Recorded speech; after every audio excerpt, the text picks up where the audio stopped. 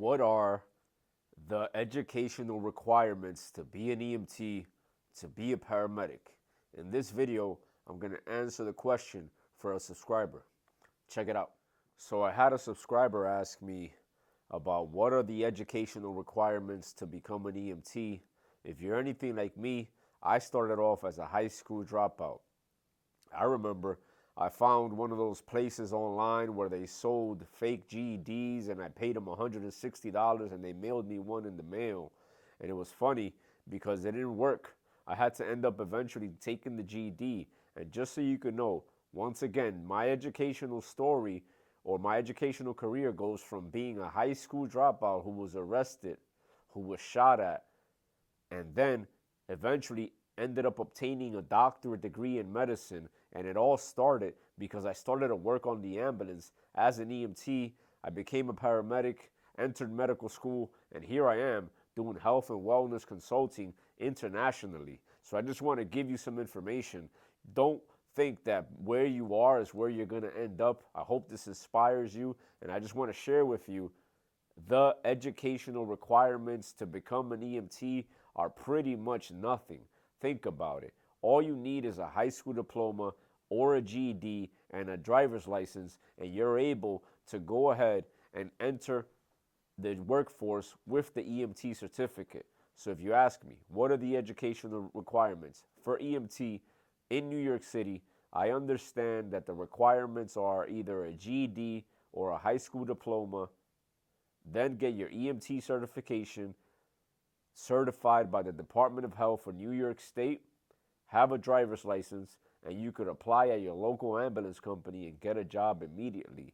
Other states may do things differently. When it comes to going into paramedic school, same thing, except you need what I just mentioned to get into paramedic school, which is, once again, your driver's license, your EMT certification, a GED or a high school diploma. And if you're going to get an associate's in paramedicine, then that's a different story. Let your community college answer that question for you, because I'm not the fucking admissions department, as you can tell.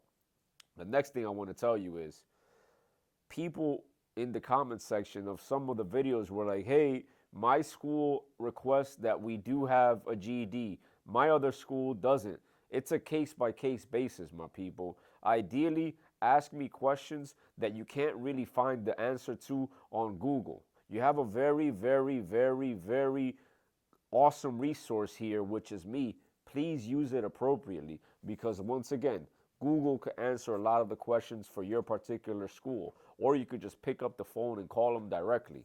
The next thing I want to tell you is this. The barrier to entry is none. Don't think about it as this big, enormous thing that cannot be done. You can do it. Getting a GED is super duper easy. It's only difficult if you're not prepared for it. Understand this, my people. The only things in life that are difficult are the ones you're not prepared for. So you got this. Like, don't look at a GED or a high school diploma as this big deal. It's kind of like EMTs. You ever heard of a paramedic tell you paramedic school is hard? Is it really? Come on, man. Use perspective. The person who's giving you the advice is just most likely a low-level fuck, and that you don't want to take advice. You don't want to take advice from that person. You want to take advice from a person that shows you the results and lets you know that if they could do it, you could do it too. I hope this helps. Peace.